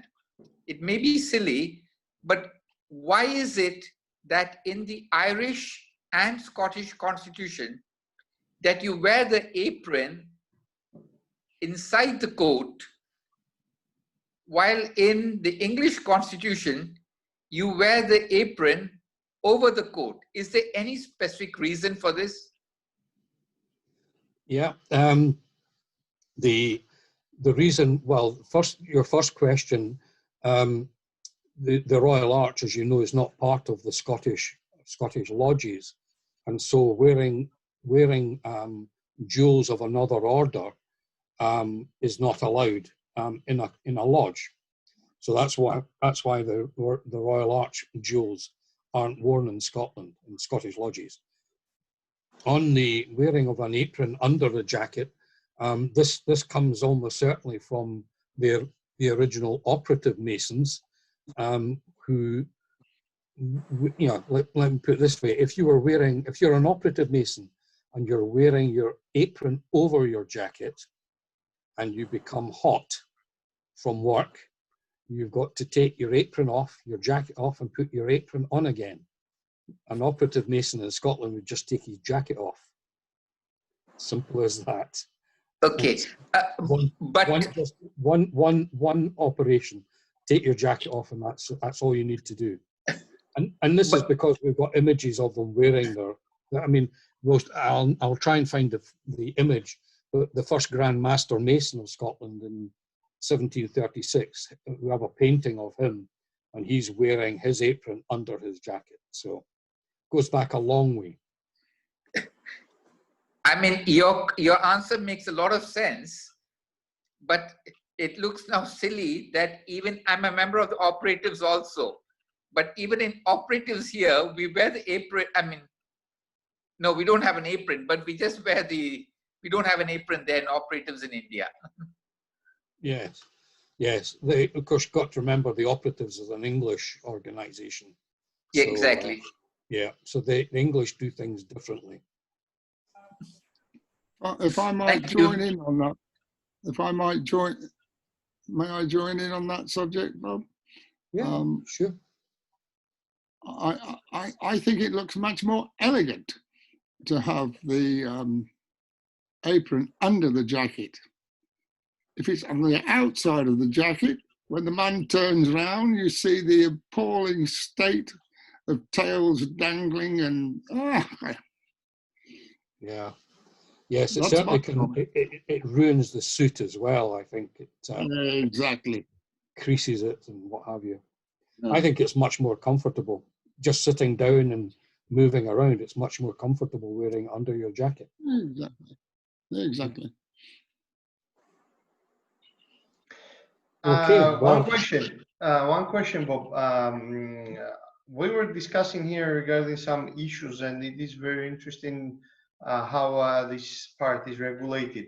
Let's say Scotland, the Grand Lodge of Scotland has its districts and lodges outside of Scotland, and there are plenty of brethren who are part of it who are not Scottish by origin or by ethnicity, or they're from different countries, all close countries.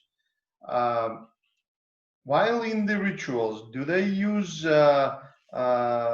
Scottish clothing as well, or are they supposed to use them during the rituals as part of their regalia, part of their vestiture, or they can use like black suits and trousers and whatever? How it is regulated? I've never been to actually outside Scotland, not even in Scotland, but I have a Scottish brother actually who was part of our lodge in Lithuania, and he would come with a Scottish national costume for assembly or whatever. But during the work, he was like in regular black suit and everything. So how does that work? Well, as you know, Scottish lodges have a great deal of independence and as to how they conduct their own internal affairs. So some lodges, they require everyone, particularly the office bearers, to wear tuxedos. Other lodges are a little bit more relaxed and you can wear jacket and trousers, or other lodges will be a dark suit. And still other lodges, although not so many, want every member of the lodge to wear Highland dress. So there can be a lot of variations in that. The Scottish regalia, they should be wearing Scottish regalia wherever they are in the world. And they can indulge themselves considerably because, as you know, Scottish lodges choose their own regalia. So the regalia can be different from one part of the world to another, even although they're still Scottish lodges. So you could go to a lodge in Kuala Lumpur, for example, Lodge Tullybarden in the east, and their regalia is the Tullybarden or Murray tartan regalia, whereas my own lodge, Lodge of Light, is dark blue and silver. So the colour variations are enormous. So although they're expected to wear Scottish regalia, they can usually wear something quite exotic because the lodge is different. Yeah. Okay, understood. So it's about the choice of the lodge. It's a yeah. So when a Scottish lodge is founded, they usually choose. They'll devise their own ritual. They'll choose the regalia, the color of the regalia, but then they can change it as well. You see, they can change the ritual and they can change the regalia. Although changing the regalia is fairly expensive, so they don't do that very often. I understand. Finance matters. Yeah. Yosen, you have a question, or it's just from the last time? No, that was the last question. Okay. So Thank I'll you. lower it. And before we leave, your background was different. You always offer us different backgrounds during the lecture. So you had these medals. Were they yours, or what was it? Yeah, they're what you call miniature jewels, and I believe that they derive from military lodges where the military they do have full dress medals, full dress ribbons, but when they go to socialize in the officers' mess, they would wear much smaller versions of their full dress medals. And so this seems to have carried over into Freemasonry from a military source, where they will wear, instead of wearing their full-size Masonic medals, they've got a set of miniature medals that they can use, not necessarily in the lodge, but the miniature medals are usually worn at what we call harmonies, that is at the meal afterwards. When you've put all your regalia away, you can wear miniature versions of your jewels instead. It's not very common, though, not very common. I think that's why it's mainly military lodges, I think, that used to do that. It's very uncommon even in those lodges now, I believe. Thank you for explanation. May I interrupt? Sure. May I interrupt? There is a similar thing in the allied Masonic degrees, because in the allied Masonic degrees consists of the order of allied Masonic degrees consists of 5 degrees. So you have 2 options. One is to wear a combo medal having all the 5, the emblems of all the 5 on a single medal, or you wear the miniature medals of all the 5 separate degrees. So either you go for the miniature of the 5 or wear the combo degree. All right, okay. All right, quite unusual. No, we don't have any equivalent to that, I don't think. All right. We are here almost 2 hours. So if no more question or remarks. Good night. Can I just pop one last one in? Come on. From England. Yeah, just talking about regalia. We're perhaps a bit more prescriptive in UGLE about the format of regalia, and we also have a form of when brethren are a little bit more mature and have got some honours, we would generally have what's called a dress and an undress apron used on different occasions. Is this phenomenon the same in Scotland? Do you have a dress and undress regalia? Yes, although I don't think we refer to it as that. I mean, dress regalia is the more ornate version. And once you've got, if you've got an apron regalia of that type, it tends to be what you wear all the time. If undress regalia, if you can refer to it as that, is simply if you go to a Masonic lodge here in Scotland and you haven't got regalia, most lodges will provide you with a fairly simple cotton or linen apron to wear, and that's what we would refer to as undress regalia. So it doesn't matter what your rank is, as long as you've got an apron to wear, then that's all that really matters. Yeah. It probably is. It is probably rather different than in UGLE, and our summons will generally give guidance on what dress is to be worn between dress and undress. So any usually a past master of some years standing, when he receives in London, our first honour is called London Grand Rank. In the provinces, it'll be a provincial Grand Rank, and then there will be two separate aprons which will be worn at different times for different purposes. Again, probably we're a little bit more under the thumb in England and Wales than you are in Scotland, so I apologise. Yeah, I suspect you're right, Norman. Suspect you're right. Well, can I just add to that one? I think Mr. Toy Kenning and Spencer had a lot to do with dress and undress regalia back in the day to make a little tidy profit. Absolutely. I don't know to what extent they exist as a shop anymore. I think they're probably online and not much else. But there is quite a lot of competition with Masonic jewellers for providing regalia, including the United Grand Lodge of England itself, that has got a nice shop in Freemasons Hall. Yeah, yeah. Okay, guys. Well, I think I'm going to call it a night. I think you should go to the little boys' room, Bob. Yeah, I've been hanging on for a little while. Off you go. It's always more fun in the little girls' room. Well, I really didn't want to hear that, but there you are. All right. Well, thank you very much, Bob. Thank you so much. Thanks so much. We'll see you Sunday. See you Sunday. Yeah, Bye-bye. see you on Sunday. Bye-bye. Bye.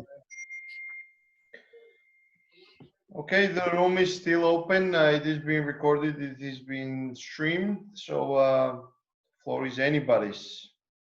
Thank you very much. Really enjoyed the lecture and the introductory questions. Quite interesting. Well done. Very good. Very good. We are glad to hear that from the organizers' side that you are enjoying the lectures and really informative way Brother Bob delivers it. Yeah, it actually does help me a lot because I'm a mentoring officer for 65 lodges for UGLE, and it does help me quite a lot. So those are the information that's really guided me through in mentoring other brethren too. It's very informative. Super, super. We're just glad to hear that. Good. You're on our WhatsApp group. That's correct. You are already there. Yes. Yeah. I added you. Okay. That's it. Thank you very much. No, thank you. Brother Renan, any news about the Turkish Freemasonry? The floor is waiting. Yeah. We are eager to learn more. Don't worry. I'm not worried. I know you are the man of the word, so I'm not worried at all. You know, it's a long story, so I am just trying to make the best one.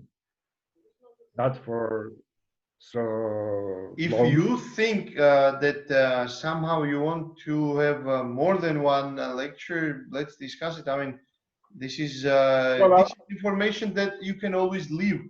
As we are recording it, this is a lecture forever. Anybody who searches for it, it is there. So from Turkish lodges or from Georgian lodges or from Scotland or from around the world, they will know that Turkish Grand Lodge has been discussed here in these 2, 1, 10 lectures. So you just tell me if you need any more and we just organize it.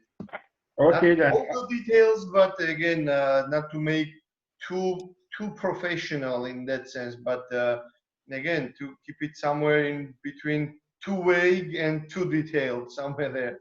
So we can split in 2 or 3 lectures if you want. Okay, let me finish and then I'll let you know if it is only 1 lecture or more than 1 lecture.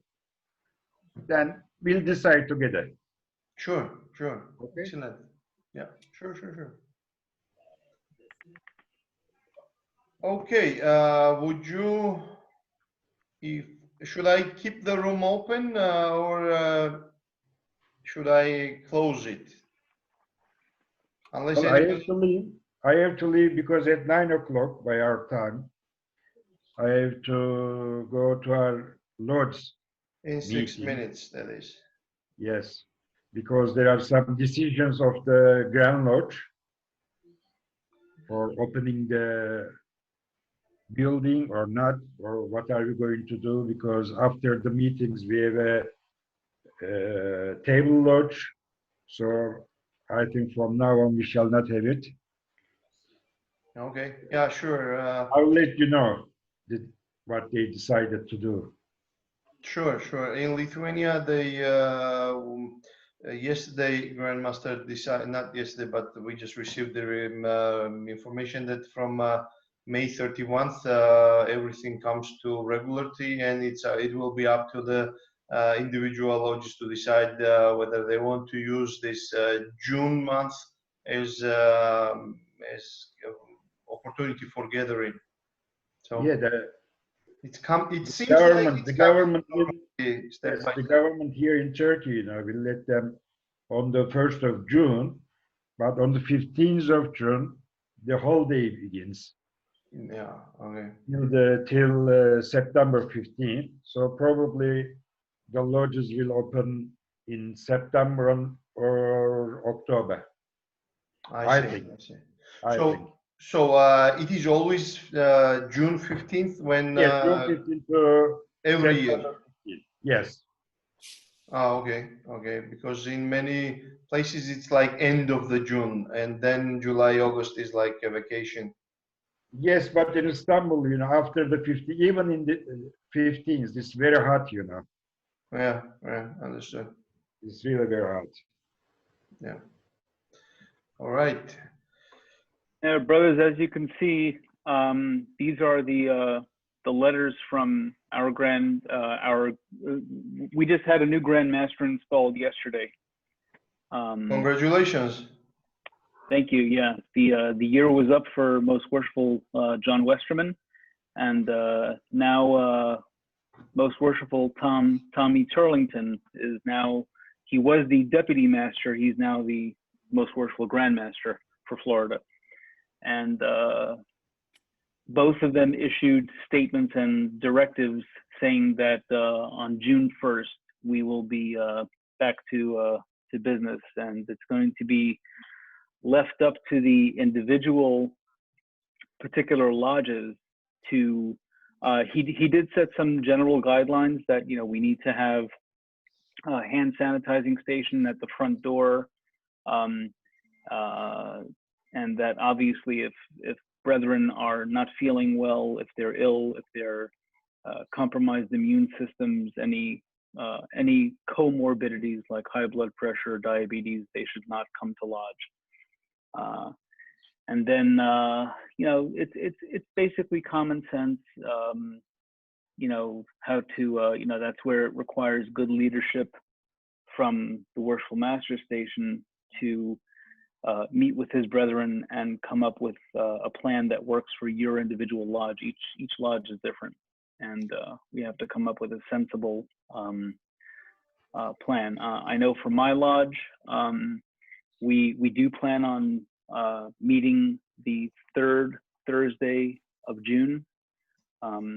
We're in the process of getting the building professionally disinfected, sanitized, and ready for occupancy.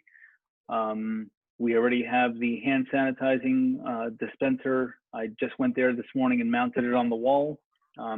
It's very hard to get the refill hand sanitizer for it. Those are on back order from Purell, but I do have also a large hand pump that we have available until we get the refills.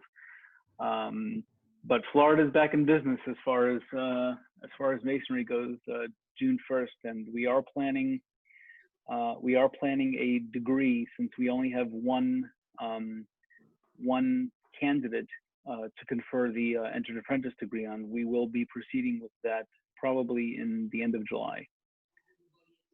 So Brother Abe, sorry. Yeah. Did you have a full-on ceremony, or how did you manage to install?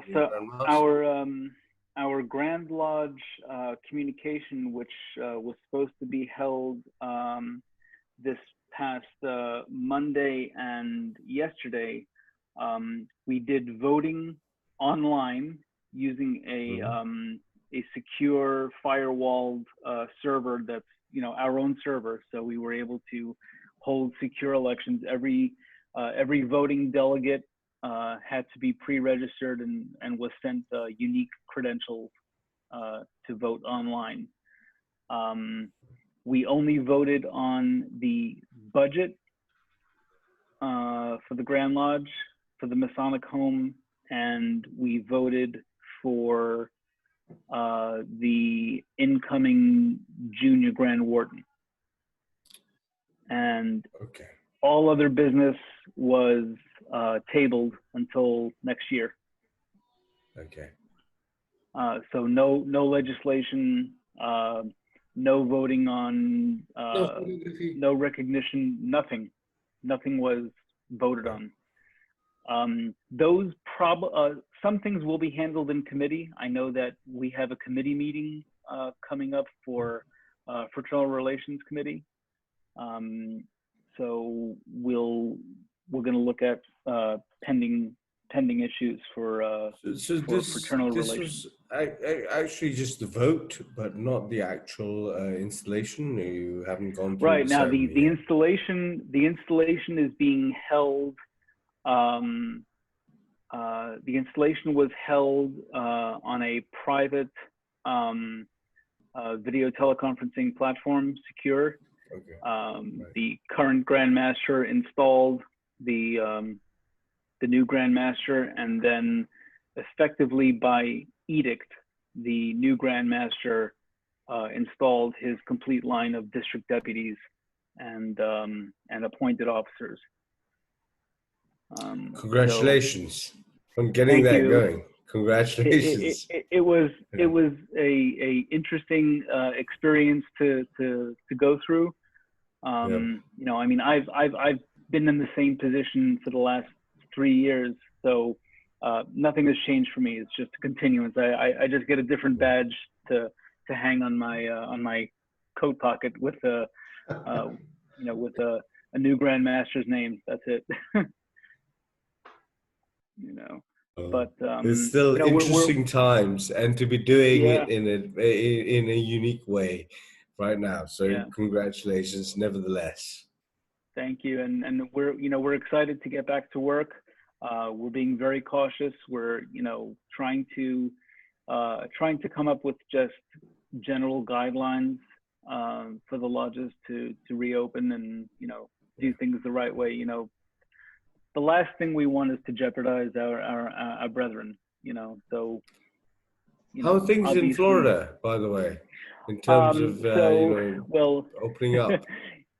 So interestingly, yesterday down in Miami, in my area, it rained all day, and we had horrible flooding here. My swimming pool is overflowed. Okay. Yes, and we had torrential rains, and now a tropical storm has formed off of South Carolina, and they're about to get pummeled with Tropical Storm Bertha. Is going to hit South Carolina. So things are reopening. I went this morning and I had breakfast at a local diner. Interesting experience. They're spacing the tables further apart. You wear your face mask when you walk in until you're seated. Once you're seated, you keep your mask on to order. And once the server takes your order, you can take your mask off and eat your meal. Yeah. And then you know, you put it back on to go up to the front counter and pay. Hi, Cleo. And you know, so it was a very interesting experience, but it's good to see that places are reopening and they're doing it sensibly. They're doing it, you know, keeping the customer, you know, safe, you know, wanting to make sure everybody, you know, feels comfortable doing it. So how about in Singapore? So we still can't eat at restaurants. We're coming to the end of our lockdown. We're coming into 2nd of June where they're going to open it up in phases. Yeah. We're still having to order takeout, and where you can either go and pick up your food or have it delivered. They're saying from the 2nd of June, kids can go back to school, though we're, as a family, we're going to hold off for 2 weeks and see what happens and wait to see, because people have been locked down for 2 months right now. So we want to see what happens. But it's not all go for everything. Restaurants still, you can't dine in. It's basically things opening up with construction and renovations that were stopped previously.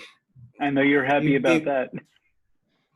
Not really, because we still need to make sure that the construction workers are tested and they still are in, you know, so that there's also that. So they're testing. So basically things are opening up and they can say you can go back to work. So my wife and my company, we can actually go back into the office, but we don't need to.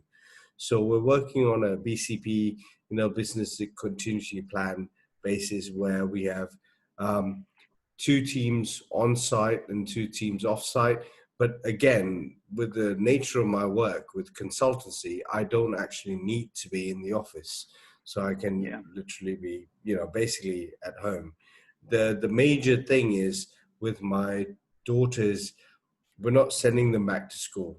Although the schools open up next week, we're saying, let's hold off, let's wait and see for 2 weeks.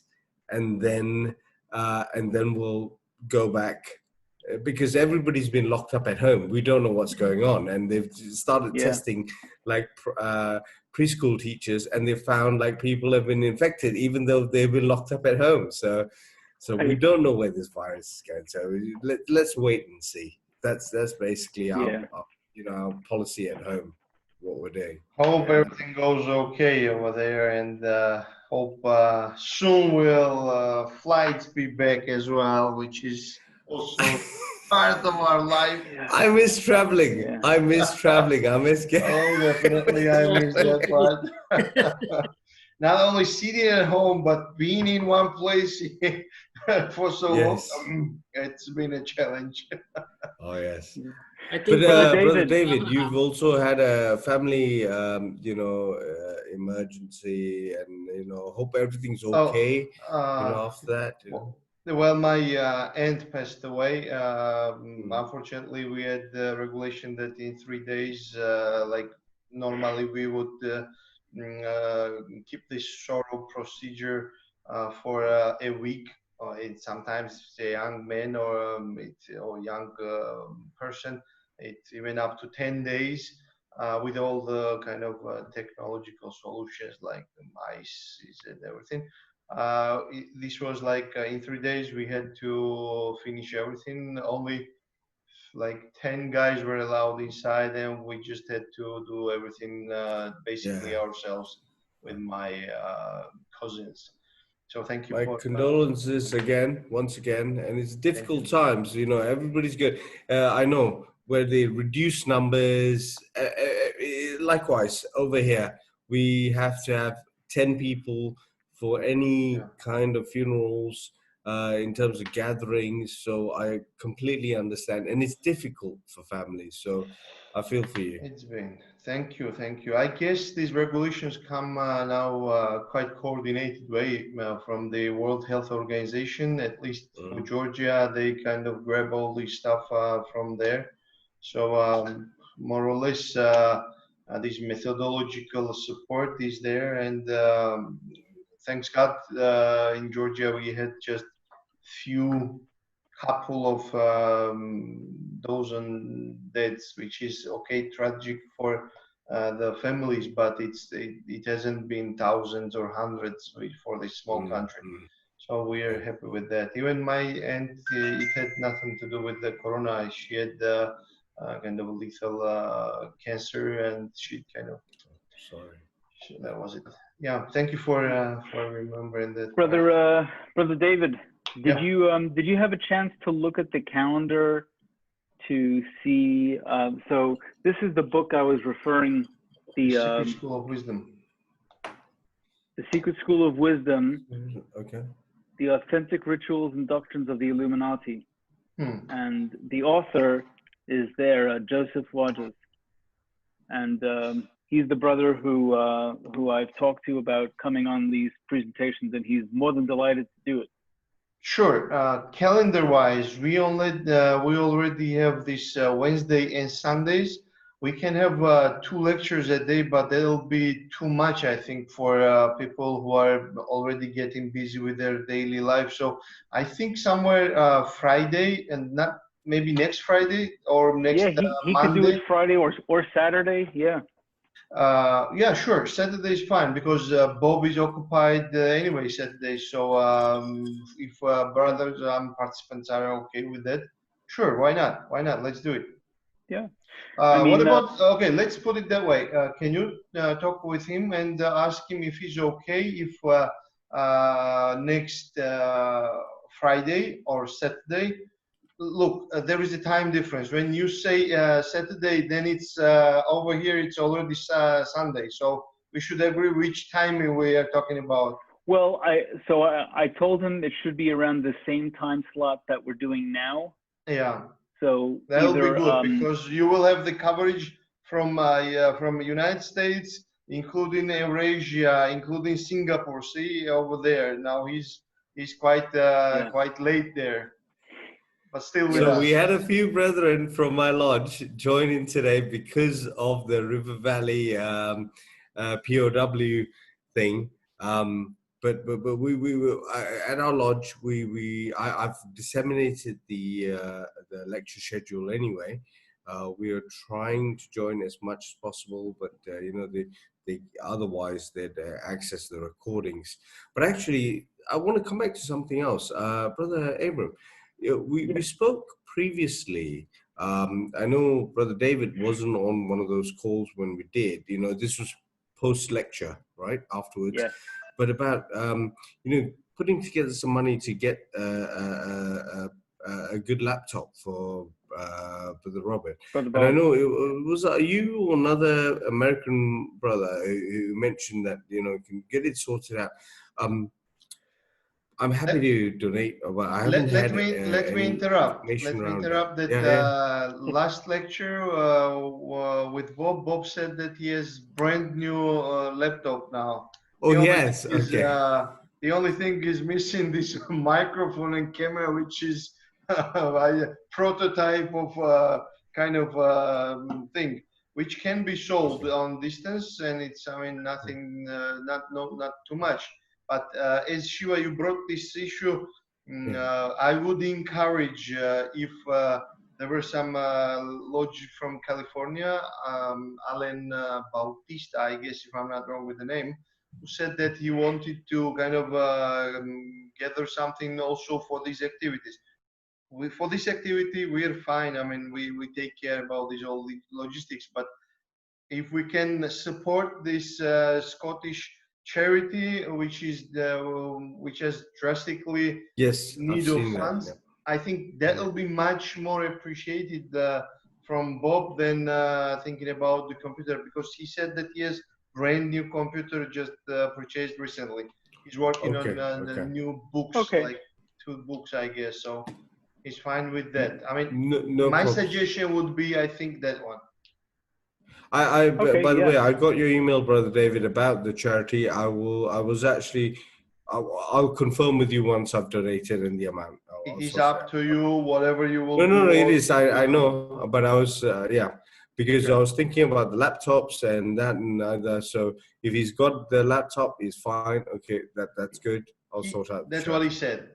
We didn't offer any buying or something. He just said that he owns now a new laptop and he still cannot replace this camera of antediluvian, I guess, camera that he has.